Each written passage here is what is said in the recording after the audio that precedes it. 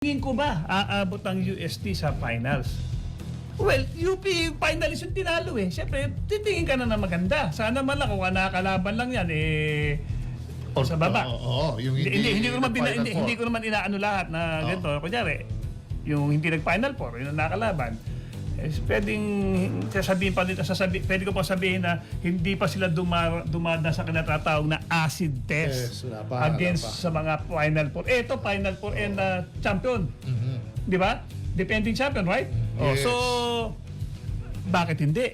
Yeah. Di ba? Although malayo pa, pero magandang motivation to. Napakasarap pare maglaro ng next game mo na yung psychological edge mo advance. Nandun na pumupunta kayo sa court, naglalabasan yung dalawang team, andito yung team isa, dito isa pag nakita mo.